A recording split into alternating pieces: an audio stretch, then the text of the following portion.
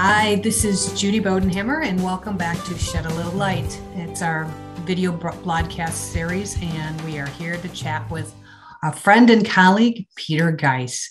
Peter's with FocusCFO, and Peter, why don't you tell us a little bit about yourself and your organization? Yeah, I'm with FocusCFO. We provide embedded fractional CFO services and now offer some exit advisory support. We're helping entrepreneurs build sustainable and transferable business value. So in our unique approach, I suppose our uniques are, these are real CFOs that have actually worked in businesses. We're embedded. We become part of that management team. We're part of a group of 120 plus and growing professionals sharing our expertise and all the best practices across the whole footprint for the benefit of our clients. That's awesome. And so you and your team work inside organizations, really looking at values of the organizations, how to create more value for the organization. And you and I have been talking about, tangible and intangible values as it relates to business. So in one of the areas that we're spending a lot of time, our organization spending a lot of time is on the client experience. So from a financial guy, a guy that looks at the world in a lot of black and white, but really understands relationships, why don't you share with us your perspective on what the client experience means to you? Are customers important? Well, are they important to your business? For obvious reasons, you don't have a business if you don't have customers. So they are certainly the source of revenue that creates the possibility of profits. Just because you make revenue, that doesn't mean you have profits, but you have to start there. It is always harder to, and I think people know this, it's harder to get a new client and customer than to keep one.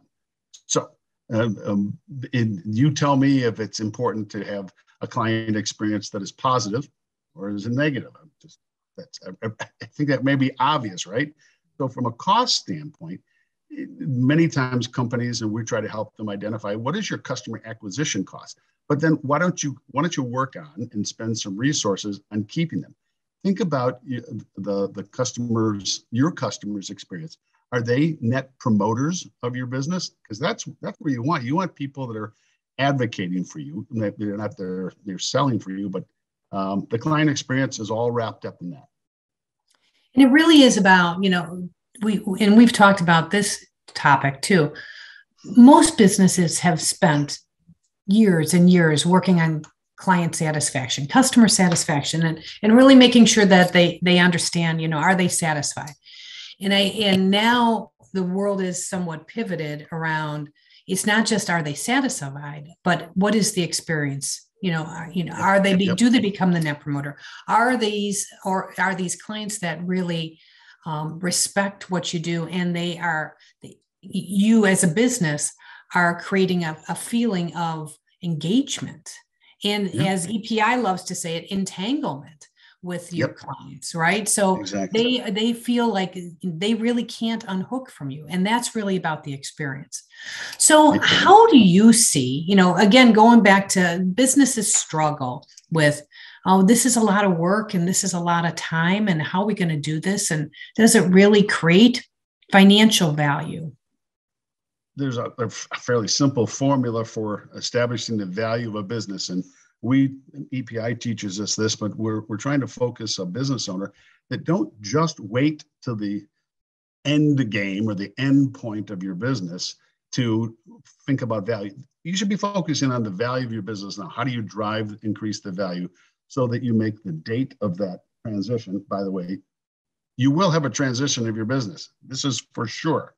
And it's better to be in control of that. But what if you make the date of that somewhat irrelevant and focus on increasing the value? One of those intangible capitals you talked about before, the four major ones, is customer capital, which is not shocking that should be. But yeah, sure, customer concentration, that's always a risk, and you got to attend to that. And fixing that, not really easily, depends on the marketplace you're in. But then you just talked about the difference between engaged customers and entangled. If the customer can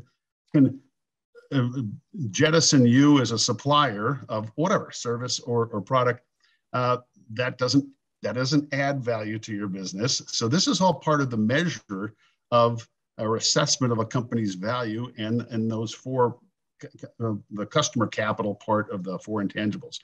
Entanglement is what you want to do. So what do you do well? What to make your customers think that they couldn't possibly do business without you and that you're indispensable to them. That's entanglement. That's of real value for somebody. If I'm buying your business and your customers are so entangled that they wouldn't even think about you, that I value that, and certainly I'm going to be willing to pay you something higher than that. What you do matters for sure, but it's best to periodically measure that and remind you about where do we stand. Mm-hmm. So that's what all these customer satisfaction, it's not bad, but you can't just measure it and say, okay, that's what it is. Well, you got to do something about it. And then you got to continue to measure that to say, so what are we doing? Does it endear ourselves to our clients? Is it important? Boy, sure would seem to be that's rather important. It's not the only thing you do, but that would be an important part. And how about if you have some objective evidence that you could share with somebody that's considering buying your business that says, here's what our customers think about, and this is what we've been doing about it, our process to be able to create real entanglement. Yeah, there's real value to that. And it's, gosh, if you move your multiple on the valuation of your business by a half, not even a full point, a half, you're talking like $500,000 to $1 million probably in real value. So you tell me, is that worth spending some time on your client and customer experience? I think the answer is obvious. I think the answer is yes on that for sure. It really is becoming an area that people are paying better attention to, as we are trying to be smarter about not only the current operations of our business, right, and generating additional clients, generating additional opportunities for driving margins and profits, right?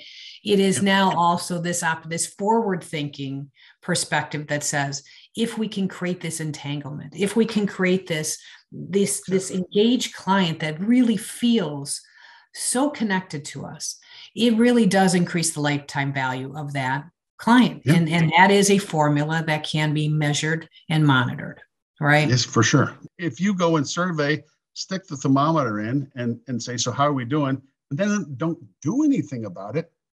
That almost is counterproductive because there's an implied action. If you're going to go and measure and find out how are we satisfying your client, it's got to drive different behavior, different actions on your pay.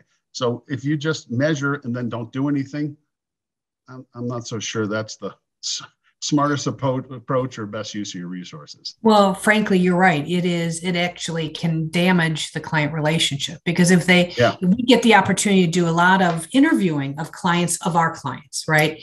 And we learn so much. So a lot of it, a business already knows. They probably know about 75% of what the client's perspective is going to be. There's this 25% that no one's really asked them. We ask different questions and they're willing to tell us, oftentimes as outsiders, a little different perspective on things they'd like to see. And many times what businesses will say is, I want a relationship with the people that I work with. It's really important to me. It's a really important facet of the vendors and the centers of influence and the professional advisors that I work with. But what happens is the businesses don't spend enough time investigating that. And they're attending to taking care of a particular matter, delivering a particular product, delivering a particular solution, but they're not exploring the opportunities in the business. And that's where the experience also happens. It's not just what you're used to doing, it's exploring the possibilities within the business. Business owners, any business owner, you hear this, begin with the end in mind. I think Stephen Covey talked about that. There is going to be a transition at some point, whether it's to your employees, to a private equity firm, to a strategic buyer, whatever it is. So why not think I have this journey I'm going on, but keeping in mind it can change. What's your ultimate long-term plan? What's your ultimate objective? And then focus your running of your business. Yes, you're making something and selling something. I mean, that's in the business, but you have this thing called a business. Focus on elevating your enterprise value. This is what you should be thinking, and making it in a position that's transferable. It's because there's going to be a transfer and trying to maximize. Your life will be simpler during and the life of your business or the journey of your business, and much, much more valuable when you decide to transition this business. So focus on increasing the enterprise value of your business. There's a number of things that do that, but taking care of your customers and working towards entanglement and the having a great customer experience, that's an important one. That is by no means trivial. Excellent. Peter, thank you so much for being here with us today. I know that our audience will really appreciate your insights and your perspectives, and we'll look forward to seeing you soon. So thanks so much. Take care.